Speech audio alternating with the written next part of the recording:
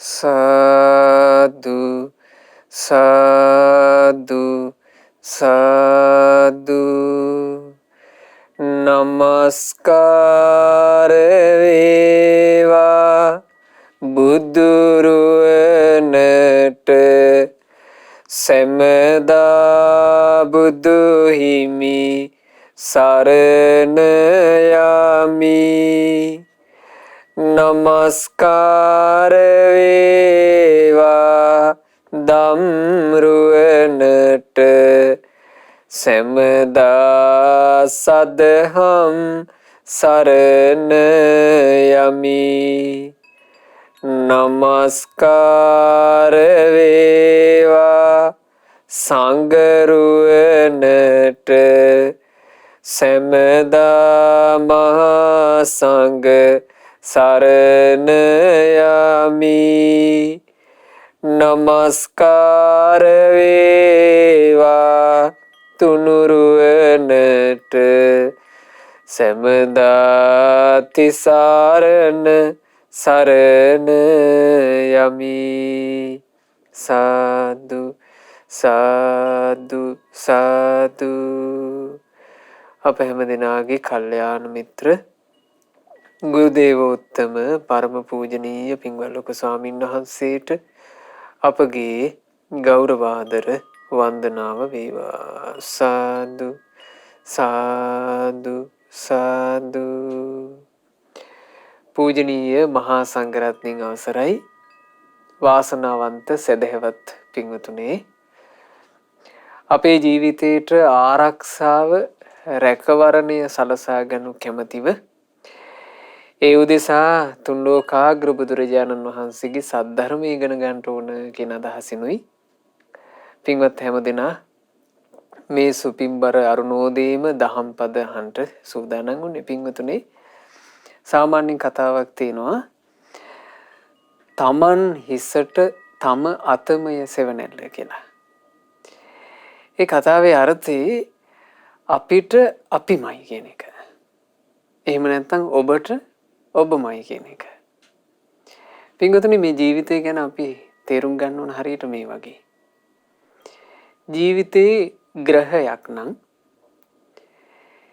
ඒ ග්‍රහය හරියට සැලසුම් කරපු වහලක් නැති එකක් වගේ.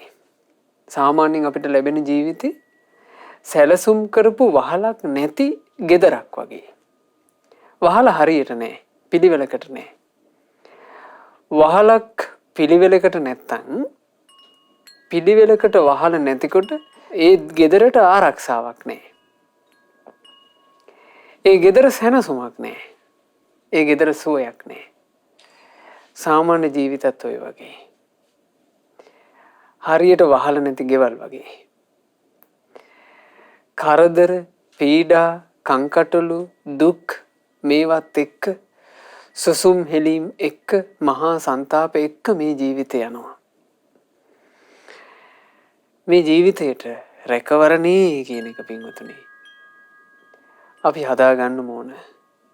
ජීවිතේ නම් වූ ග්‍රහයට හරියට වහලක් සකස් කර ගැනීම කියන එක බාහිර කවුරුත් කරලා දෙන්නේ. ඒක තමන් විසින්ම කරගත යුතු එකක්. ඒ නිසා පින්වතුන් ඇති කරගන්න අදහසක් මෙහෙම. මගේ ජීවිතේ රකින්න සෙවණ මමමයි. මගේ ජීවිතේ රැකගන්නා සෙවණ මමමයි. මං මගේ ජීවිතේට සෙවණක් වෙලා මගේ ජීවිතේ රැකගන්නවාමයි. ආන්නේ අදහසට එන්න. ඒ අදහස ඇති කරගෙන අද මේ උතුම් සද්ධර්මය අපි ශ්‍රවණය කරමු. අද බොහෝම ලස්සන අර්ථයක් ඔබට අහන්න ලැබෙනවා ධම්මපදය මුල් කරගෙන.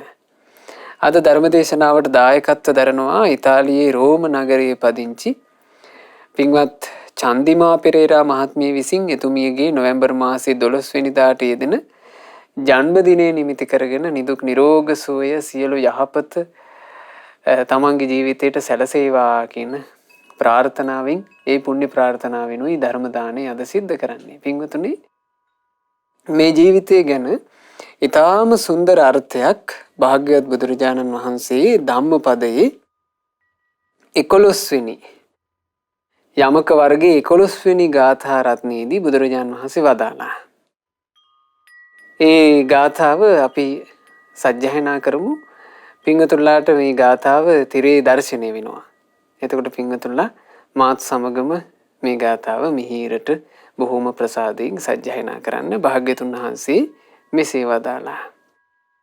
අසාරේ සාරමතිනු සාරේචා සාරදස්සිනු තේසාරං නාදිගච්ඡන්ති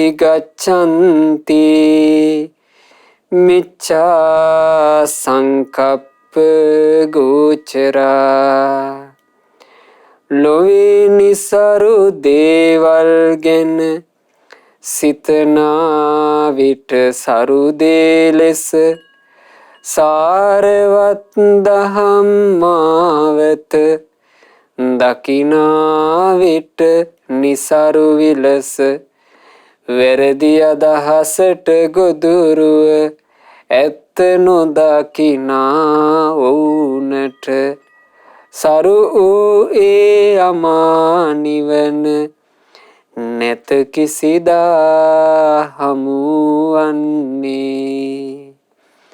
අසාරේ සාර මතිනෝ ජීවිතයට යහපත ඇති කරවන සාරවත් දේ ගැන නිස්සාරයි කියලා හිතුවොත් සාරේච අසාර දස්සිනෝ ජීවිතයට යහපතක් සලසන්නේ නැති නිස්සාරවත් දේවල් ගැන සරුය කියලා හිතුවොත් තේසාරං නාදී ගච්ඡanti ඒ අයට සාරවත් වූ පිහිට රැකවරණය හම්බු වෙන්නේම නැත.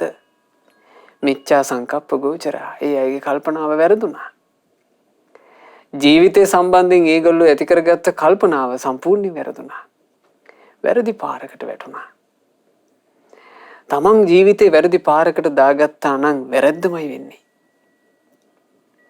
පාර වැරදි නම් පින්වතුනි ගමනාන්තේ වරදිනවද නැද්ද? ගමනාන්තේ වරදිනවනේ. වැරදි පාරක ගිහිල්ලා තමන් බලාපොරොත්තු වෙන ගමනාන්තයකට කොහොම යන්නද? පාර වැරදුනා නම් ගමනාන්තයේද වරදින්නේය. ඒ වගේ මේ ජීවිතේ සම්බන්ධයෙන් වැරදි පාරක් ගැන අපි හරි කියලා හිතුවොත් හරි පාර වැරදි කියලා හිතුවොත් අපිට වරදිනවා. ලෞකික ජීවිතේ සම්බන්ධයෙන්ුත් ලෝකෝත්තර ජීවිතේ සම්බන්ධයෙන්ුත් මේ කාරණේ මෙහෙමමයි. සරුනිසරු දේ හරියට අල්ලා ගන්න දක්ෂ වුණේ නැත්නම් අපිට වරදිනවා. බුදුරජාණන් වහන්සේ ওই වටිනා ගාථා අර්ථේ වදාළේ උපතිස්ස කෝලිත කියන තරුණයෝ දෙන්න මුල් කරගෙන උපතිස්ස කෝලිත කියන තරුණයන් ගැන මා හිතන්නේ සදහැවත් පිංගතුල්ලා හැමදෙනාම අහලා තියෙනවා. සාංශාරික ගමනේ තිලෝගුරු අරහත් සම්මා සම්බුදුරජාණන් වහන්සේගේ උතුම් බුද්ධ ශාසනයේ අග්‍ර ශ්‍රාවක භාවයේ ලැබීම පිණිස පින් පුරාගෙන ආපු දෙන්න. උපතිස්ස කෝලිත නමින් මිත්‍රයෝ රජගහ නුවර ගිරග්ග සමජ්ජ කියන සැනකෙළිය තිබුණා. ඒ සැනකෙළියට රජගහ නුවර හැමදෙනාම යනවා. මේ අය ප්‍රභූ පැලැන්තිය. බ්‍රාහ්මණ මහාසාර කුලයේ උපතිස්ස තරුණයාත් කෝලිත තරුණයාත් සැනකෙළි බලන්න ගියා. සැනකෙළි මිනිස්සු නටනවා, ගීත ගයනවා, මත්පැන් බීලා ඒකේ වෙනම පැත්තක්. නොඑක් මිනිස්සු සතුට වෙන කාම භෝගී දේ තිබුණා. ඒ කොම දේවල් දිහා බලාගෙන උපතිස්ස තරුණයා කලකිරීමකින් ඉන්නවා. ඔහු මේ පේන සීමාවට වඩා යම් ගැඹුරු දෙයක් දකිමින් ඉන්නවා. කෝලිත තරුණයා ඇතින් ආවා. ඇවිල්ලා කතා කළා මිත්‍රය. සැනකෙළියේ සියලු දෙනා සතුට වෙනවා. ඒත් ඔබේ මුහුණේ කිසිම සතුටක් නැහැ. ඔබ මේ සතුටට එහා ගියපු දෙයක් ඔබේ හිත ඇතුලේ හිතමින් ඉන්න බව මට පේනවා. එතකොට උපතිස්ස තරුණයා කතා කළා. මිත්‍රය ඇත්ත. හැමෝම නටනවා. හැමෝම විනෝද වෙනවා. අලුත් ගීත එනකොට ඒ ගීත කටපාඩම් කරගෙන මිනිස්සු ගීත ගයනවා. ඒ ගීත මතක තියාගෙන ඒ ගීත විඳිනවා. එක කාලයකට එක එක ගීත. එක කාලයකට එක එක නර්තන. තවත් කාලයකට එක එක විලාසිතා. මිනිසුන්ගේ ජීවිත එකින් එකට මාරු වෙනවා. මාරු වෙවි తాවකාලික සතුටක් ලැබෙමින් ඉද්දි මිනිස්සු ලෙඩ වෙනවා. මිනිසුන්ගේ ජීවිතේට නොයේ කරදර පීඩා ප්‍රශ්න කඩා වැටෙනවා. එහෙන් අමනුෂ්‍ය ප්‍රශ්න එනවා. ඊළඟට මිනිස්සු එහෙම ජීවත් වෙන ගමන්ම ඒ අතරතුරේම කාලෙ වේගින් ගෙවි යනවා. නාකි වෙනවා. අවසානයේ නැටුම් ගැයුම් කර කර හිටපු අය මැරිලා යනවා. තව කොටසක් නටන රයිද්දී. ඕක නෙවෙයිද වෙන්නේ? අපේ ආච්චිලා සීයලා නටනට ඉඳලා මැරිලා ගියා. අපි තාම නටනවා. අපේ ආච්චිලා සීයලා ගීත රස විඳ ඉඳලා මැරිලා ගියා. ඒ කාලවල තිබුණු ගීත රස විඳ හිටියා. මැරිලා ගියා. අපි දැන් ඒවා විඳිනවා. එක කාලෙට විලාසිතා එනවා. විලාසිතා වලින් ගත සැරසූ මිනිස්සු ලෙඩ වෙලා මැරිලා ගියා. අපි තාම සැරසෙනවා. මේක නෙවෙයිද අපි යන ජීවිතේ එකලයි මෙකලයි කියලා වෙනසක් නැහෙනේ. මිනිස්සු මහා සාරවත් දේ විදිහට සලකනවා. ඔන්න ගීතයක් අලුතින් ගීතයක් ඇවිල්ලා අහලා නැහැ. අනිත් අය කියනවා අයියෝ ඔයා ඒ සින්දු ඇහුවේ නැද්ද? මොකද්ද ජීවිතේ ඒක ඇහුවේ නැත්තම්? මහා වටින එකක්. අලුතින් චිත්‍රපටයක් ඇවිල්ලා බලලා නැහැ. අනිත් අය කියනවා ඔයා අර චිත්‍රපටිය බැලුවේ නැද්ද? අලුත් එක. ඒක බලලා නැත්තම් වැඩක් නැහැනේ. මහා එකක් බවට පත් වෙලා චිත්‍රපටිය. ඔහොම නෙවෙයිද මිනිස්සුන්ගේ ලෝකේ තියෙන්නේ? මිනිස්සු පරණ විලාසිතාවකට ඇඳගෙන යනකොට අනිත් අය කියනවා අයියෝ ඔක ඔය ෆැෂන් එක පරණයිනේ. ඔය අලුත් එකට මාරුනේ නැද්ද තාම? මේ විදිහට වින්තුනේ නොයෙක් දේ නැද්ද කියන්න. මිනිස්සු සරු ලෙස ගත්ත. අර තරුණිය දෙන්න දැක්කා මේක නිසාරයි. මේක වැඩක් නෑ. උපතිස්ස තරුණියත් කෝලිත තරුණියත් සාරවත් දෙයක් හොයාගෙන යන්න ඕන මේ ජීවිතේට කියලා. තමන්ගේ තිබුණු ධන සම්පත් ඔක්කොම අත්හැරලා ගුරුවරයෙක් හොයාගෙන යනවා. තමන්ට හැබෑ සැනසුමක් දෙන හැබෑ සාරයක් දෙන ගුරුවරයෙක් හොයාගෙන යනකොට හම්බුණා සංජය කියලා ගුරුවරයෙක්. ගෝලියෝ ගොඩාක් හිටියා. එතන හිටියා ගෝලියෝ 250ක්. මේ සංජයගේ ශිෂ්‍යයෝ බවට පත් වුණා. දැන් සංජයගේ ශිෂ්‍යයෝ විදිහට සාරයක් හොයනවා. එතන යම් භාවනාවෙන් හිත දියුණු කර ගැනීමක් තියෙනවා. නමුත් සාරයක් නැහැ කියලා මේ තරුණියෝ දෙන්නාට තේරුණා. පස්සේ මේ උපතිස්ස තරුණයාත් කෝලිත තරුණයාත් කතිකාවතක් ඇති කරගත්ත මිත්‍රය. අපි සාරය හොයාගෙන අර්ථය හොයාගෙන වටිනා දේ හොයාගෙන දෙන්න එකට ගියොත් එහෙම ඒක කාලේ කා දැමීමක්. අපි දෙන්න දෙපැත්තකට යම් කෙනෙකුට වටිනා අර්ථය හම්බ වුණොත් අපි මිත්‍රයෝ නිසා අනිත් කෙනා ඇවිල්ලා අනිත් කෙනාට අනුග්‍රහ කරමු. කතා වුණා. කතා වෙලා කාටද මුලින්ම සාරවත් වූ දහම හමු වුණේ? උපතිස්ස තරුණයාට අස්සජී කියන උතුම් මහරහතන් වහන්සේ හමු වුණා. ඒ රහතන් වහන්සේට උපතිස්ස තරුණයා වන්දනා කරලා කියනවා ස්වාමීනි ඔබ වහන්සේගේ ඉදරන් හරි ප්‍රසන්නයි. ඔබ වහන්සේ දකිද්දී මට නිකන් හිතෙනවා ඔබ වහන්සේ නම් ජීවිතේ වටිනා අර්ථයක් අවබෝධ කරලා තියෙන හැඩයි. ස්වාමීනි ඔබ වහන්සේ අවබෝධ කරපු වටිනා අර්ථය මටත් කියන්නකෝ. අස්සජී මහරහතන් වහන්සේ වදාලා තරුණය මා මේ ධර්මයට අලුත් කෙනෙක්. මම ධර්ම කරුණු බොහෝ කොට දන්නේ නැහැ. මට ඔබට කෙටියෙන් නම් කියන්න පුළුවන්. ස්වාමීනි මහා අර්ථ විභාග අවශ්‍ය නැහැ. අර්ථ විභාග වශයෙන් තේරුම් ගැනීම මා සතු දෙයක්. ඔබ වහන්සේ මට කෙටියෙන් කියන්න. එතකොට අස්සජී මහරහතන් වහන්සේ උපතිස්ස තරුණයාට එකම එක ගාථාවක් කිව්වා. මොකක්ද ඒ ගාථාව?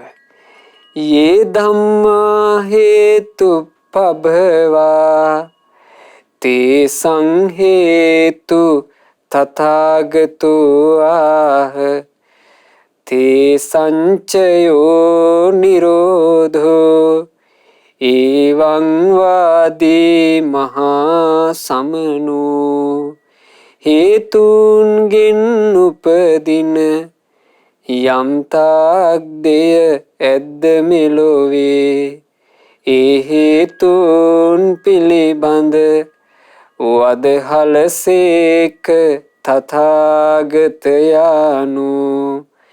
යම් තැනක ඒ සියලු හේතුන් සදහටම නැතිවේ නම් එබඳු දහමකි අපගේ මහා සමනිදු වදාරන්නේ. ඕන්න ඔය ගාථාව. ඔය ගාථාවේ පද දෙකක් වදාරනකොටම උපතිස්ස තරුණයා අර්ථය ඇල්ලුවා. ධර්මය අවබෝධ කළා. සෝතාපන්න වුණා. ඒ උපතිස්ස තරුණයා කෝලිත තරුණයා හොයාගෙන ගිහිල්ලා කෝලිත තරුණයාටත් මේ සාරවත් වූ ධහම ගැන කියනවා. ඔහුටත් ඒ ගාථාව කියා දෙනකොට ඔහුත් ධර්මය අවබෝධ කළා. උපතිස්ස කෝලිත තරුණයෝ දෙන්නාම තමන්ගේ ගුරුවරයා ළඟට යනවා. සංජයට කියනවා ආචාර්යතුමනි අපිට සාරය හම්බුණා. අපට අර්ථය හම්බුණා. මේක තමයි හරි දේ කියලා අපිට තේරෙනවා. ගුරුතුමනි අපි යන් මීට වඩා දෙයක් තවත් ඇත්තේ නැහැ. ඒ මහා සමනිදු හොයාගෙන අපි යන්. එතකොට සංජයට බැරුව ගියා ඒ අර්ථය අල්ලන්න. අදත් මේක අපිට මේ විදිහටම දකින්න ලැබෙනවා. අර්ථය ඇහෙද්දීත් අනර්ථය පස්සේ යනවා. හරි දේ ඇහෙද්දීත් වැරදි දේම පැටලෙනවා. ඒක අවාසනාව. ඒක අභාග්‍යය. ඒ අභාග්‍යයේ අවාසනාව සංජයටත් තිබ්බා. සංජය ආඩම්බරකමින් උඩඟුව වචනයක් කිව්වා. උපතිස්ස තරුණයාටත් කෝලිත තරුණයාටත් කියනවා හරි. නුවණක්කාරයෝ ටික ඉතින් යන්නේකනේ ඇත්තේ. අපි ඉතින් මෝඩයෝනේ. නුවණක්කාරයෝ හොයාගෙන යන්න. මෝඩයෝ ටික මගේ ළඟ හිටපු දෙයින් මෝඩයන්ටත් යන්න තියෙන්න එපැයි. එහෙම කිව්වා. ඒ උඩඟු කතාව නිසා උපතිස්ස කෝලිත තරුණයෝ දෙන්නා නිශ්ශබ්ද වුණා. පිටත් වුණා. ඒ පිටත් වෙනකොට ඒ ආශ්‍රමයේ හිටපු ඒ ශිල්ප හදාරපු 250ම නුවණක්කාරයෝ ඒ 250 කල්පනා කළා මේ උපතිස්ස කෝලිත දෙදෙනා යම් ගමනක් යනවද වටිනා ගමනක්. අපිත් එකතු වෙමු. 250ම එකතු වුණා. සංජය විතරක් තනි වුණා. මෝඩයෝ විතරක් මගේ ළඟ හිටපු දෙන් කියලා කියපු තැනැත්තාට තමා විතරයි මෝඩයා කියලා තේරුණා. තේරිච්ච ගමන් මේ කටින් උණුලේ නැගුණා කියනවා. සංජය ලෙඩ වුණා. උපතිස්ස කෝලිත තරුණියෝ දෙන්න භාග්‍යවත් බුදුරජාණන් වහන්සේ සම්මුඛයට යනවා. බුදුරජාණන් වහන්සේ සමීපයේදී ඒහි භික්ඛු පැවිද්ද ලැබුව පින්වතුනි ආශ්චර්යයි. මහා පින් තියන අය ලැබූ ඒ උතුම් පැවිද්ද ආශ්චර්යයි. සම්බුද්ධ ශාසනයක් තුල පමණ තිලෝගුරු බුදුරජාණන් වහන්සේගේ ආශ්චර්යත් එක්ක අහන්න ලැබෙන ඒහි භික්ඛු පැවිද්ද නම් අසිරිමත්. බුදුරජාණන් වහන්සේ ශ්‍රී හස්තේ දිගු කරලා පින්වත් භික්ෂුව මෙහි එන්න කියනකොට පින්වතුනි ගිහි ස්වභාවය සම්පූර්ණයෙන් අතුරුදහන් වෙනවා. පැවිදි වෙස්යෙන් අර සියලු දෙනා පෙනී හිටියා. මේක අසිරියක්. හිත පහදව ගන්න. මේ අසිරිය සම්බන්ධයෙන් ඒක උනේ කොහොමද කියලා ගොඩනැගින් කරන්න අද අපිට හැකියාවක් නැහැ. අද මේ ලෝකේ අසිරිය නැහැ. සම්මා සම්බුදුරජාණන් වහන්සේ නම් වූ මහා හිරු මණ්ඩල මේ තුන් ලොව එකලු කරමින් පායා වැඩ සිටි කාලේ මහා රහතුන් වැඩ සිටි කාලේ ඒ තිබුණු අසිරිය අද අපි කොහොම මවන්නද? අද අපිට තියෙන්නේ හිත පහදව ගන්නයි. අද දක්ෂයා කරන දක්ෂම දේ තමයි හරි දෙයට හිත පහදවා ගැනීම.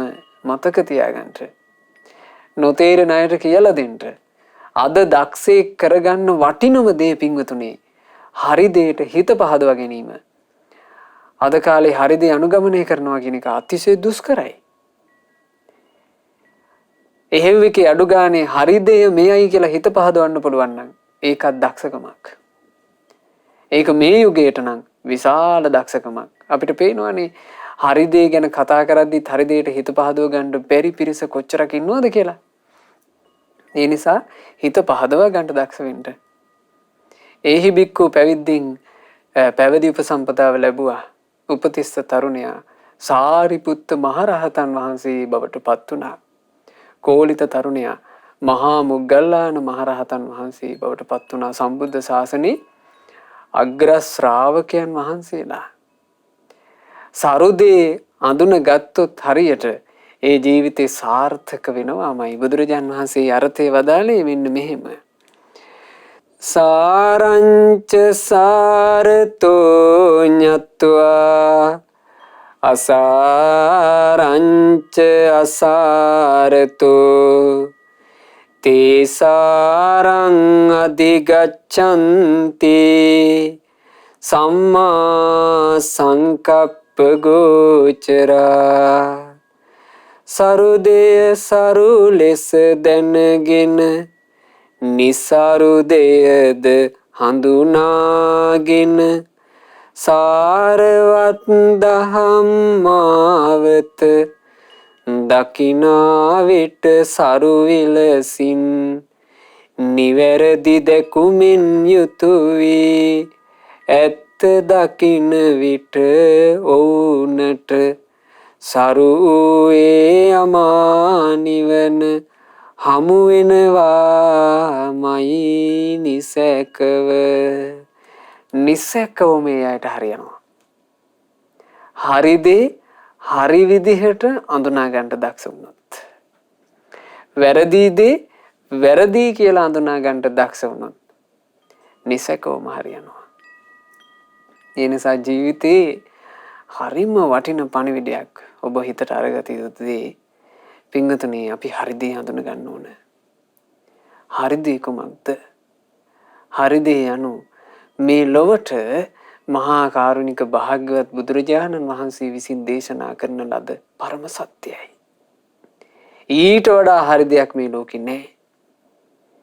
හරි දේ හොයාගෙන යනකොට හම්බ වෙන්න තියෙන හරිම දේ බුදුරජාණන් වහන්සේ වදාළ ධර්මය. ධර්මයෙන් තමයි අපිට හරි පාර කපා ගන්න තියෙන්නේ. ධර්මයෙන් තමයි අපේ ජීවිතේ හරි මාවත හදා ගන්න තියෙන්නේ. ඒ කළ හැක්කේ ධර්මය අනුගමනය කිරීමෙන්. ඒක කරන්න තියෙන්නේ කොහොමද? ධර්මය අනුගමනය කරලා අනුගමනය කිරීමකින් ප්‍රායෝගිකව කරන දෙයකින් ප්‍රතිපදාවකින්මයි ඵල ලැබෙන්නේ. වෙන කිසිම විකල්පයක් මේකට ඇත්තේ නැහැ. හරි දේ කරන්න ඕන. හරි දේ කරද්දි එයාට හරියනවා.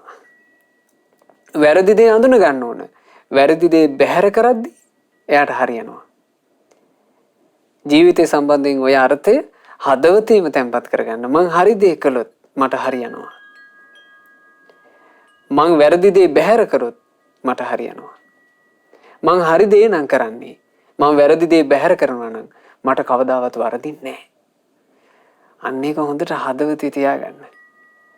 මේ හරි දේ ගැන කතා කරනකොට දැන් බුදුරජාන් වහන්සේ සමීපයට පැමිණිලා උපතිස්ස කෝලිත ඒ දෙදෙනා තව 250කුත් සම්බුද්ධ ශාසනය පැවිදි වුණානේ.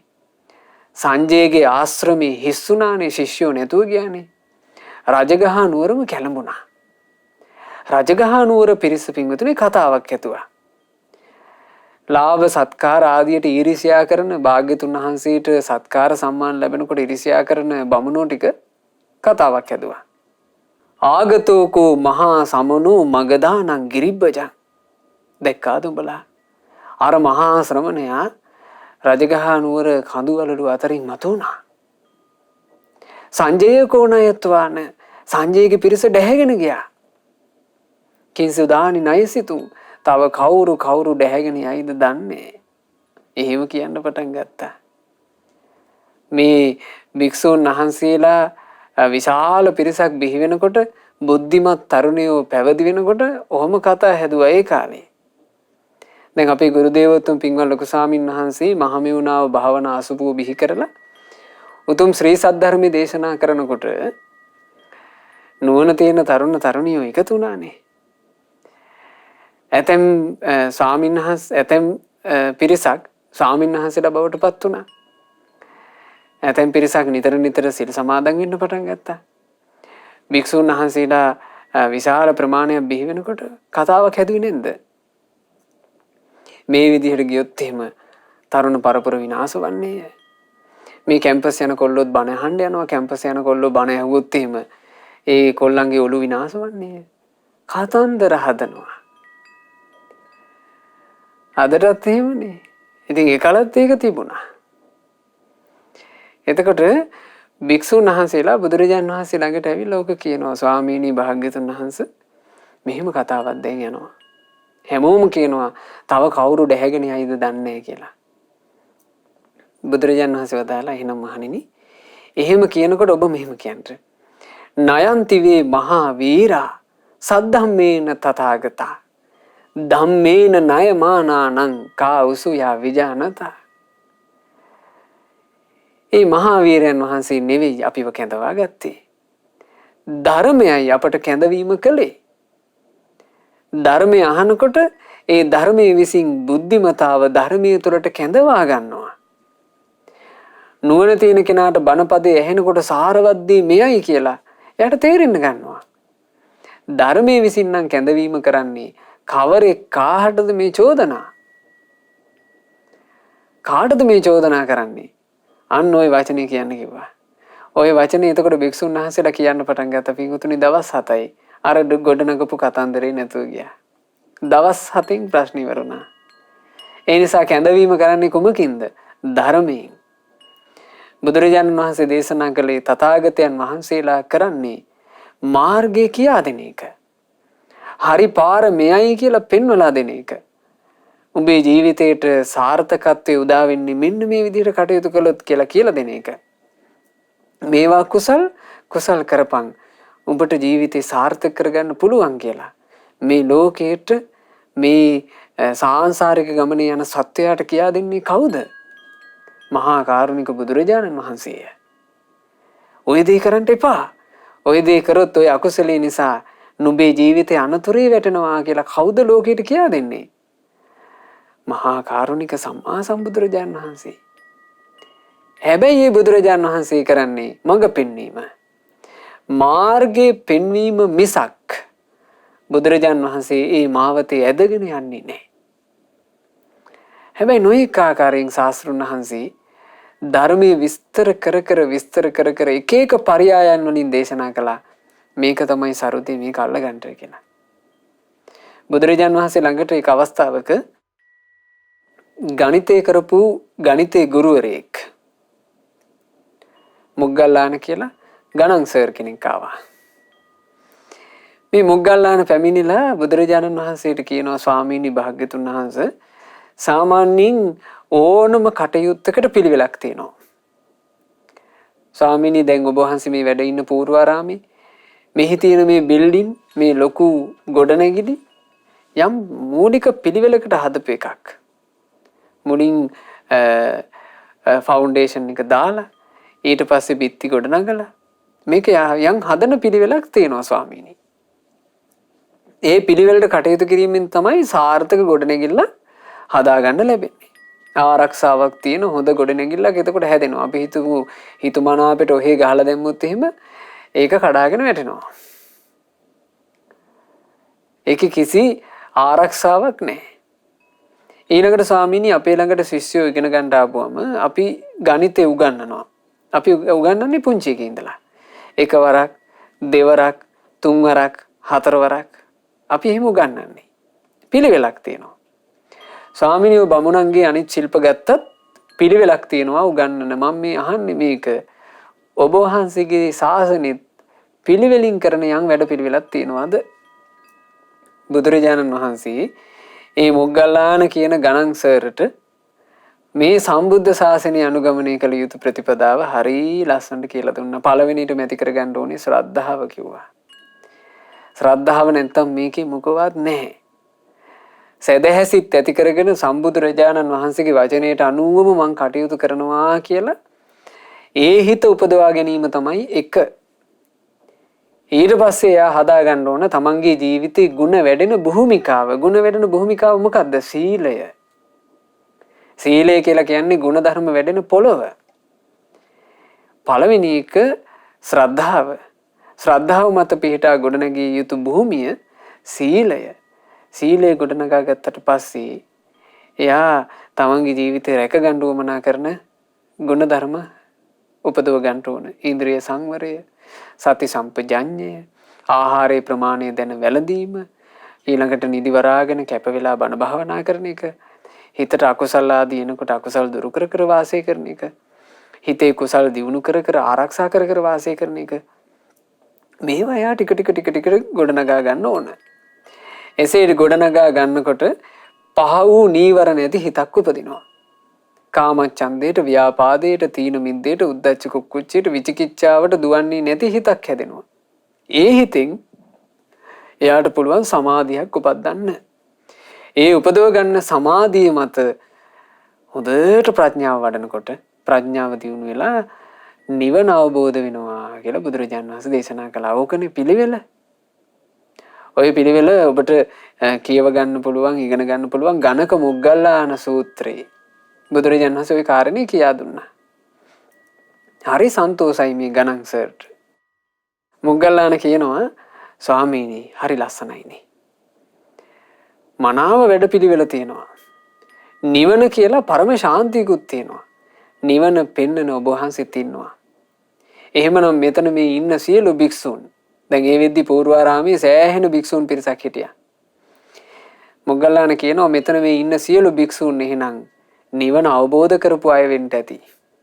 බුදුරජාණන් වහන්සේ වදාලා නෑ. සියලු දෙනා නිවන් අවබෝධ කරලා නෑ. මෙතන කොටසක් නිවන් දැකපු අයත් ඉන්නවා, කොටසක් නිවන් මගේ ඉන්න අයත් ඉන්නවා, කොටසක් වෙන වෙන පාරවල යන අයත් ඉන්නවා කිව්වා.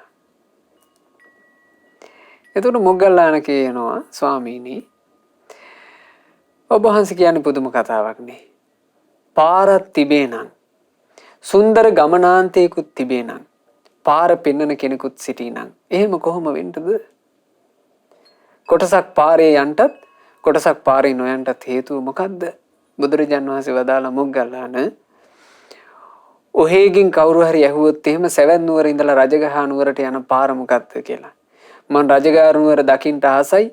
රජගහ නුවරට යන්න මට පාර කියාපන් කිව්වොත් පාර කියා දෙන්න පුළුවන්ද? ස්වාමීනි රජගහ නුවර සවැත් නුවර අතර මං නිතර ඇවිදපු කෙනෙක්. ස්වාමීනි මට පුළුවන් පාර කියලා දෙන්න. ඔබෙන් පාර අහගන්න එක්කෙනෙක් මං සලකුණු ඔස්සේම ගිහිල්ලා රජගහ නුවරට යනවා. හැබැයි ඔබෙන් පාර අහගන්න අනිත් පුද්ගලයා මං සලකුණු ඔස්සේ ගමන් කරන්නේ නැතුව Tamanට හිතිච්ච පාරක යනවා. හුන්දාට රජගහ නුවරට ය아가න්න බැරුව යනවා. මොග්ගල්ලාන කොහොමද එහෙම වුනේ? දෙන්නාම ඔබගෙන් පාර ඇහුවානේ. ස්වාමීනි භාග්‍යතුන් වහන්සේ ඒකේ මට වගකීමක් නැහැ. ස්වාමීනි මං කලේ පාර කියන එක. යන්නේක නොයන එක ඒ අයන්ගේ වැඩක් කිව්වා. එතකොට භාග්‍යතුන් වහන්සේ වදාලා ආන්ගේ වගේමයි මොග්ගල්ලානේ. තථාගතයන් වහන්සේද පාර කියන්නේ යන්නේක නොයන එක ඒ අයගේ වැඩකි.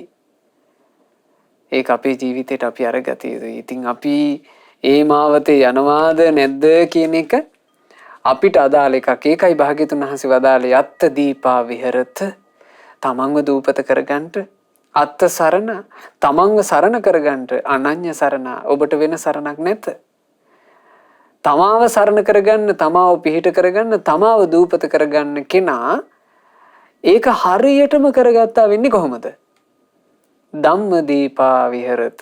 ධර්මයේ දූපත කරගත්තොත්, ධම්ම සරණ, ධර්මයේ සරණ කරගත්තොත් අනන්‍ය සරණ. ධර්මයේ විනා වෙන සරණකට ගියේ නැත්තම් අන්න යා තමාව රැකගෙන. ඒක හොඳට තේරෙනවා පින්වතුනේ මේ ධර්මයේ තුලට පැමිණීමෙන්මයි රැකවරණේ තියෙන්නේ කියලා. නන්ද ස්වාමීන් වහන්සේගේ සිද්ධියෙන්, නන්ද ස්වාමීන් වහන්සේගේ ජීවිතේ මහා පින්බලයක් තිබුණා. සංසාර ගමනේ ගොඩාක් පින් පුරාගෙන ආපු කෙනෙක්. හැබැයි නන්ද කුමාරයා කාලේ ජනපද කල්යාණී කියන රූප සෝභා සහිත ස්ත්‍රියට හිත බැඳිලා තිබුණා. බුදුරජාන් වහන්සේ මේ නන්ද තරුණයාව ඒ නන්දතුමා තරුණයාගේ වැඩි මනාපයක් නැතුව තියෙද්දීම සම්බුද්ධ ශාසනය මහාන කරගත්තා. මා හිතන්නේ ওই සිද්ධිය ඔබ අහලා තියෙන සිද්ධියන්නේ. නන්ද තරුණයාව ඔන්න මහාන කරගත්තා. දැන් නන්ද ස්වාමීන් වහන්සේ නන්ද ස්වාමීන් වහන්සේ තමන්ගේ කැමැත්තෙන් පැවිදි වෙච්චි නැති නිසාත් ජනපද කල්යාණීගේ රූප සෝභා නිතර නිතර හිතට නැගෙන නිසාත් ජනපද කල්යාණී සම්බන්ධයෙන් අඟ පසඟ වශයෙන් සිහි කර කර රාගයෙන් තෙත් වෙන නිසාත් නාසිට කිසි සුවයක් තිබෙන්නේ නැහැ පැවිද්දේ. දැන් නිතර භික්ෂුන්ගේ අතින් කියනවා ආයස්මුතුනි මන් නම් කැමති නෑ මේ මහානකමට මං සිවුරු ඇරලා යන්ටයි ඉන්නේ. ඔය කතාව කියනවා. කියද්දී භාග්‍යවත් බුදුරජාණන් වහන්සේට භික්ෂුන් වහන්සේලා මේ ගැන කිව්වා. බුදුරජාණන් වහන්සේ දකිනවා නන්ද ස්වාමීන් වහන්සේගේ හිත හරියට මේ වහල සෙවිලි කරපු නැති ගෙදරක් වගේ. හරියට වහල සෙවිලි කරලා නැත්තම් හොගාලා වහින්න පටන් ගත්තොත් එහෙම වහලක් නමට විතරයි. ගෙදරක වහල හරියට සෙවිලි කරලා නැත්තම් හොගාලා වැස්සෙන්න පටන් ගත්තොත් පිංගුතුනේ නිකන් වහලක් තියෙන්නේ නමට විතරනේ. තෙමෙන්න ගන්නවා ගේ ඇතුලේ. මිනිසුන්ට කිසි සැනසෙල්ලක් නැහැ. බුදුරජාණන් වහන්සේ දකින්නවා නන්ද සාංශගේ හිතත් ඒ වගේ. රාග අරසා ඇද හැලෙනකොට ඒ රාගයට සිතුසේ නන්ද ස්වාමීන් වහන්සේගේ හිත තෙත් කරන්න පුළුවන්. බලන්න අපේ ජීවිත පින්වතුනි අපේ ජීවිත පැත්තට හැරිලා බලපුවම අපේ ජීවිත කොච්චර අනාරක්ෂිතයිද? එනේන කෙලෙසට අනුව අපි නටනවනේ. හරියට වහලක් ගැන කතාවත් කරන්න බැරි ගෙවල් වගේ. වහලක් ගැන හිතලවන්නේ. ඒ නිසා බුද්ධ ශාසනයේ මුණ ගැහිච්චි මේ අවස්ථාවේ අපි අපේ ජීවිතේට බුදුරජාණන් වහන්සේගේ ධර්මයේ මුල් කරගෙන රැකවරණයක් හදා ගන්න ඕන. හරියට අපේ ගෙදරට අපි සැලසුම් කරලා වහලක් ගහ ගන්නවා වගේ. සැනසille ඉන්න, සුව පහසුවෙන් ඉන්න වහලක් ගහ ගන්නවා වගේ. දැන් බලන්න පින්වතුනි රාගය නිසා අපිට කොච්චර පීඩාද? සැනසෙල්ලක් නැහැ. කේන්ති යනකොට කොච්චර පීඩයිද? සැනසෙල්ලක් නැහැ. මිනිස්සු දියුණු වෙලා යනවා දකින්නකොට මෙන්න ඉරිසියාව කියලා එකක් රිංග ගන්නවා. අපිට සැනසෙල්ලක් නැහැ. තව මිනිස්සුගේ ಗುಣ කතාවක් අහන්න බෑ. මෙන්න හිතට එනවා නිකන් අකමැත්තක්, ಗುಣ මකන්න හිතෙනවා. කිසි සැනසෙල්ලක් නැහැ. ඔන්න මිනිස්සු කියනවා හෝනෝ ඇඟ වැටුනොත් මෙහෙම වෙනවා. අහවල් වෙලාවට කටයුතු කරොත් මෙහෙම වෙනවා. සුබ වර්ණේ ඕක නෙවෙයි. මෙහෙම මිනිස්සු කියනවා. ඒ කිව්ව ගමන් අපිට නිකන් හිතෙනවා ඒක ඇත්ත වෙන්නත් පුළුවන් ඉතින්. මෝහේ නිසා අපිට කොච්චර මේ දුක් පීඩා එනවද? මෝහේ නිසා මිනිස්සු නැකත කේන්දරේ සුබ වෙලාව මේව මුල් කරගෙන නිකන් අපිට බය උපදින්නේ නැද්ද? බය උපදිනකොට අපි බය වෙනවනේ. ඇයි මෝහේ නිසා? එතකොට කෙලෙස් යම් තැනක තියෙනවා නම් අපිට පිංගුතුනේ බය තියෙනවා. අපේ සැනසෙල්ල නෑ. හරියට වහල සෙවිලි කරගන්න බැරි වෙච්චි ගෙදර වගේ තෙමෙනවා නවත්තන්න බෑ. භාග්‍යතුන් වහන්සේ දකින්නවා නන්ද ස්වාමීන් වහන්සේගේ හිතත් ඒ වගේ. බුදුරජාණන් වහන්සේ උපක්‍රමයක් කළා. නන්ද ස්වාමීන් වහන්සේ ළඟට ඇවිල්ලා භාග්‍යතුන් වහන්සේ අහනවා නන්ද ඔබ සතුටු නැද්ද තව්තිසාව දකින්න? කිව්වා ස්වාමීනි තව්තිසාව කියලා කියන්නේ අපට යන්න බැරි තැනක් නේ. ඒකට එරදී එපයි කිව්වා. කිව්වා නෑ නන්ද මාත් එක්ක යන්න පුළුවන්. අපි යන් කිව්වා. බුදුරජාණන් වහන්සේ නන්ද ස්වාමීන් වහන්සේත් කැටුව තව්තිසා දෙව් භවනට වඩිනවා. මේ වැඩම කරද්දී තව්තිසාවේ දිව්‍ය අප්සරාවියෝ භාග්‍යතුන් වහන්සේ සමීපයට පැමිණිලා ගෞරව දක්වලා වන්දනා කළා. ඒ දිව්‍ය අප්සරාවියන් දකින්නකොට නන්ද ස්වාමීන් වහන්සේට නිකන් හිතක් උපන්නා. හප්පේ මේ ස්ත්‍රී රුවේ තියෙන ස්වභාව දකින්නකොට මම මේ හැමතිස්සෙම හිතා හිටපු ජනපද කල්යාණී කියලා කියන්නේ දෙවි ගිය හේනක බාගිට දෙවුණු වැඳිරියක් වගේ නේ. එහෙම හිතුණා. ඒ හිතෙන්න හේතුව දිව්‍ය අප්සරාවියෝ දැකලා නැති නිසා. දැන් අද කාලේ ඇතැම්මෝ ඕකට කතා ගොඩ නගනවානේ.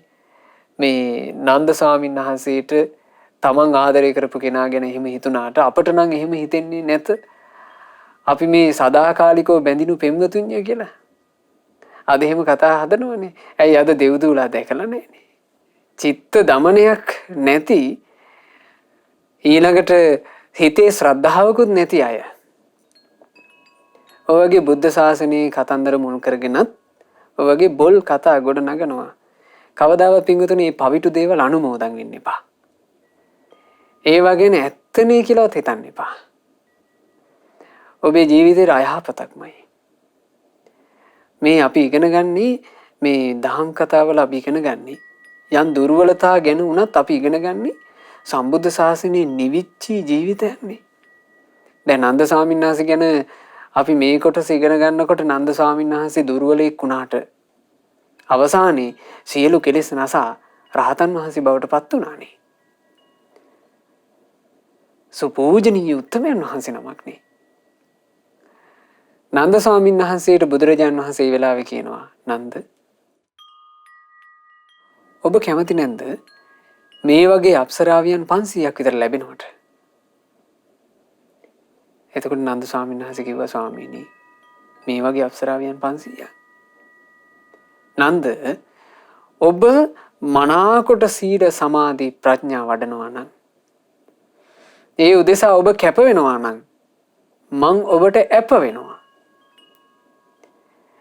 මේ වගේ අප්සරාවියෝ 500ක් ඔබට ලැබෙන්න සලස්සනවා. නන්ද ස්වාමීන් වහන්සේට හරි සන්තෝෂයි. තවතිසාවෙන් නන්ද ස්වාමීන් වහන්සේත් භාග්‍යතුන් වහන්සේත් වැඩම කළා යලි මනුස්ස ලෝකෙට. දැන් නන්ද ස්වාමීන් වහන්සේගේ හිත ජනපද කල්යාණි පැත්තට හැරෙන්නේ වන්නේ මතකත් නෑ යාව. දැන් අර අප්සරාවිය ගැන තමයි හිත තියෙන්නේ. හැබැයි අප්සරාවියන් ගැන හිතුවාට වැඩක් නෑ. අප්සරාවියන් ලබා ගන්නා ප්‍රතිපදාවේ යෙදෙන්නේ නැතු. මොකද්ද ප්‍රතිපදාව? සීල සමාධි ප්‍රඥා. හොඳට ධර්මය ඉගෙන ගත්තා. උනන්දු වුණා. ධර්මී පුරුදු වෙන්න පටන් ගත්තා. ඒ පුරුදු වෙන්න පටන් ගන්නකොට මේ නන්ද ස්වාමීන් වහන්සේ මෙච්චර මහන්සි වෙන්නේ අප්සරාවියෝ පතාගෙනයි කියන කාරණේ භික්ෂුන්ට ආරංචි වුණා. දැන් ඔන්න සාරිපුත්ත මහරහතන් වහන්සේ එහෙම හම්බුනාම මූණට මහනවා. ඇත්තද නන්ද මේ කියන්නේ අප්සරාවියෝ පතාගෙන බඹසරක හැසිරෙනවයි කියලා? හරියට මේ මුදලාලිලා වගේනේ. අනේ අපොයි අපේ නන්දට වෙච්ච දෙයක්. තවතිසාවේ ගිහිල්ලා. ඔහොම කියනවා. කිව්වහම නන්ද ස්වාමීන් වහන්සේට හිතට ලැජ්ජා හිතුණා. නන්ද ස්වාමීන් වහන්සේ අප්සරාවියනුත් හිතෙන් අත්හැරියා. මට වටින්නේ හිතේ පීඩාවක් නැතුව හිතට කිසිම කෙලෙස් පීඩාවක් නැතුව සැනසille ඉන්න ලැබෙනවා නම් ඒකයි. මං ඒ උදෙසා කැප වෙන්න ඕනා කියලා. නන්ද ස්වාමීන් වහන්සේ සීලය දියුණු කළා. සමාධිය වැඩුවා. ප්‍රඥාව දියුණු කළා. රහතන් වහන්සේ නමක් බවට පත් වුණා. සැනසුණා. නන්ද ස්වාමීන් වහන්සේගේ ජීවිතය මනාකොට සකස් කරපු වහලකින් ආවරණය වුණා. කිසිම ක්ලේශයක් යලි ඒ හිතේ හටගන්නේ. උන්වහන්සේ නිවි ගියා.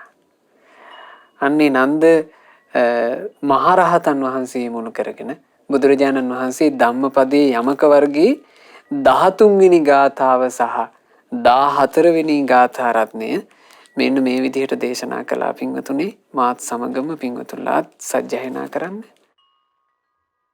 යථාගාරං දුච්ඡන්නං වුට්ඨි සමති විජ්ජති එවං අභාවිතං චිත්තං රාගෝ සමති විජ්ජති නිසියයුරින් පිළිවෙලකට වහල සෙවිලි කොට නැති විට වැසි වසිනා කාලෙට වහලින් ගෙට ගලයි වතුර භාවනාව තුලින් හොඳට සිත රැකගෙන නොමැති කලට සංවරකම නැති සිතට ගලයි රාග කෙලෙස් කසට. ඒ වුණාට යම් කෙනෙක් හොඳට සීල සමාධි ප්‍රඥා දියුණු කරලා සිත වැඩුවා නම් ඒ කෙනාගේ සිත ආරක්ෂිතයි. බුදුරජාණන් වහන්සේ මෙහෙම වදාලා.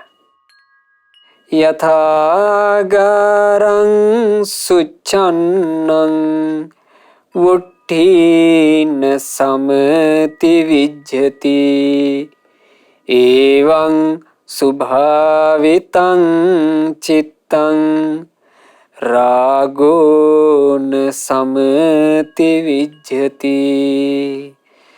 නිසි අයුරින් පිළිවෙලකට වහල සෙවිලි කොට ඇති විට වැසි වසිනා කාලෙට වහලින් ගෙට නොයෙයි වතුර භාවනාව තුලින් හොඳට සිත රැකගෙන සිටිනා විට සංවර වී තිබෙන සිතට නොයෙයි රාග කෙලෙස් කසට. බලන්න පිංගුතුනේ, අපේ ජීවිතේට ආරක්ෂාව සෙවන අපිම හදාගන්න ඕන. බුදුරජාණන් වහන්සේ, ඒ මහා කාරුණික ශාස්ත්‍රූන් වහන්සේ, ඒ උතුම් රහතන් වහන්සේලා, කල්යාණ මිත්‍රයන් වහන්සේලා අපිට කරන්නේ මඟ පෙන්වීම.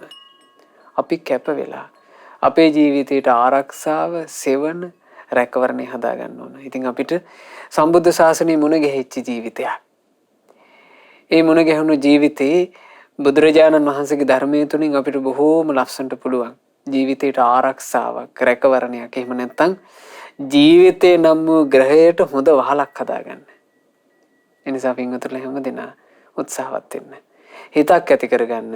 මම නම් මගේ ජීවිතේ රැකවරණය හදාගන්නවා. මගේ ජීවිතේ රැකවරණය කියන එක මා විසින්ම ගොඩනගා ගන්නවා කියන හිත ඇති කරගන්න අපිට මේ ගෞතම බුද්ධ ශාසනය තුළ අපේ ජීවිතේට පිහිට පිරිසරණ රැකවරණය හදාගන්න වාසනාව ලැබෙත්වා. සාදු සාදු සාදු. රැස්කලා වූ සියලු පින් සක්දෙවිඳුන්, සතරවරම් දෙවිවරුන්, සෙම්පති දෙවියන් ප්‍රධාන සියලු දෙවි දේවතාවුන් වහන්සේලා අනුමෝදන් වෙත්වා. අපගේ ඉෂ්ඨකාමී හිතකාමී සියලු දෙවියෝද පින් අනුමෝදන් වෙත්වා. ලංකා භූමිය සුරකින්න සුමන සමන් දෙවියන් ප්‍රධාන සියලු දෙවිවරුත් පින් අනුමෝදන් වෙත්වා. ඒ පින් අනුමෝදන් වන දෙවියෝ දිව්‍ය සැපයෙන්, දිව්‍ය ආශ්චර්යයෙන් වැඩෙත්වා. දෙවියන්ගේ නිරන්තර රැකවරණය අප හැම දිනාටම දෙවියෝ සලසා දෙත්වා. දෙවියෝද සංසාර දුකින් අත මිදෙත්වා. සාදු සාදු සාදු. ගුරු දේවෝත්තම කල්යාණ මිත්‍ර පරම පූජනීය පින්වත් ලෝක ස්වාමීන් වහන්සේට මේ සියලුම පින් අනුමෝදන් වෙත්වා. ගුරු දේවයන් වහන්සේට නිදුක් නිරෝග සුවය දීර්ඝායුෂ සැලසේවා. ගෞතම සාසනය තුලම උතුම් වූ චතුරාර්ය සත්‍ය ධර්මය පරිපූර්ණ වශයෙන්ම අවබෝධ කරගන්නට වාසනාව ලැබෙත්වා. සාදු සාදු සාදු. රැස්කලා වූ සියලුම පුණ්‍ය ධර්මයන් අද දවසේ මේ උතුම් ධර්ම දානමය පින සිද්ධ කරපු ඉතාලියේ රෝම නගරේ පදිංචි පින්වත් චන්දිමා පෙරේරා මහත්මියට අනුමෝදන් වෙලා එතුමිය ධර්ම දානය සිද්ධ කළේ එතුමියගේ ජන්මදිනය නිමිති කරගෙන. එතුමියට මේ සියලු පුණ්‍ය ධර්මයන්ගේ ආශිර්වාදයෙන්, රත්නත්‍රයේ ආශිර්වාදයෙන්, සියලු දෙවියන්ගේ ආශිර්වාදයෙන් සියලු යහපත, සියලු අභිවෘද්ධිය සැලසේවා. ජීවිතේ කරන කියන සියලු කටයුතු සමෘද්ධිමත් වෙත්වා. කල්යාණ මිත්‍ර සත්පුරුෂයෝ ඇසුරු කරමින් උතුම් සද්ධර්මයේ ශ්‍රවණය කරමින් තවදුරටත් ජීවිතයට පින් කරගන්නට, දහම්මග දියුණු කරගන්නට අවකාශ ලැබෙත්වා. ඒ සඳහා යම් මේ කරදර පීඩා බාධා වෙත්නම් ඒ සියල්ල දුරින්ම දුරු වෙත්වා. ගෞතම සාසනය තුල ධර්මාවබෝධ කරන්නට වාසනාව ලැබෙත්වා කියලා අපි සෙත් ප්‍රාර්ථනා කරනවා, ආශිර්වාද කරනවා.